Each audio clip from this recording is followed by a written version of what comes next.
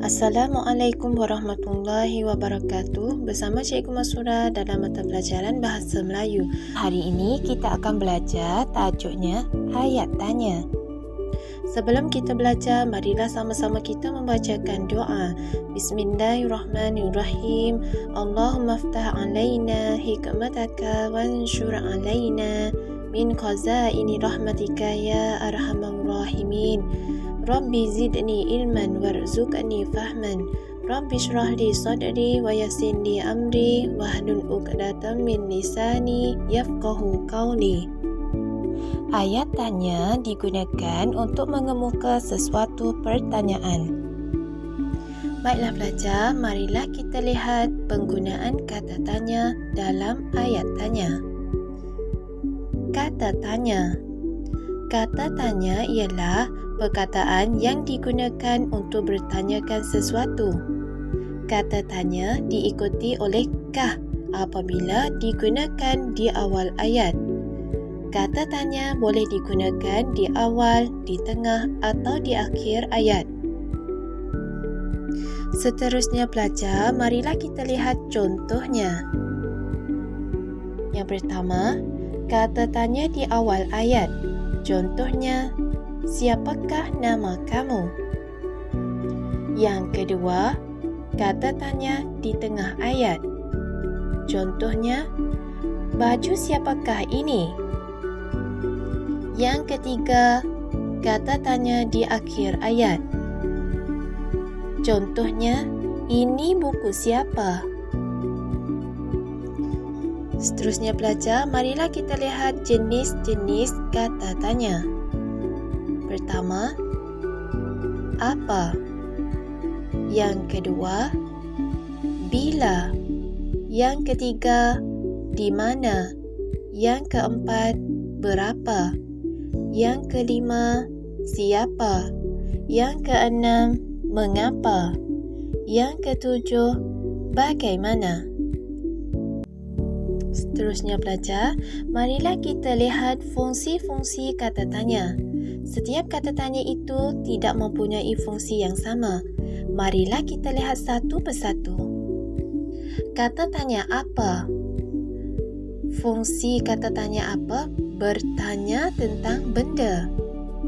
Yang kedua, kata tanya bila? Bertanya tentang masa. Yang ketiga, kata tanya di mana? Bertanya tentang tempat. Yang keempat, kata tanya berapa? Bertanya tentang bilangan. Yang kelima, kata tanya siapa? Bertanya tentang orang. Yang keenam, kata tanya mengapa? Bertanya tentang sebab. Yang ketujuh, kata tanya bagaimana? Bertanya tentang cara. Seterusnya pelajar, marilah kita baca petikan berikut. Ada perbualan di antaranya guru dengan Hasan. Marilah kita baca bersama. Guru, siapa pernah melihat binatang di zoo? Ini adalah ayat tanya. Ayat tanya di sini ada kata tanya siapa. Siapa pernah melihat binatang di zoo? Guru tanya kepada Hasan. Hasan jawab, saya pernah melihat binatang di zoo. Itu Hasan jawab ya. Seterusnya, di manakah terletak zoo itu? Guru tanya kepada Hasan. Di manakah terletak zoo itu? Itu adalah ayat tanya. Dalam ayat tanya ini ada kata tanya di mana? Hasan jawab, zoo negara itu terletak di Bangkok. Seterusnya, guru tanya lagi, bilakah kamu pergi ke sana? Itu adalah ayat tanya. Dalam ayat tanya ini ada kata tanya bila. Hasan jawab, saya pergi pada musim cuti yang lalu.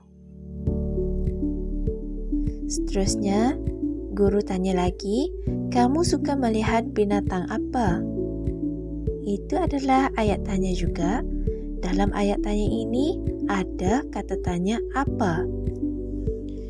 Hasan jawab, saya suka melihat gajah, harimau, zirafah dan singa.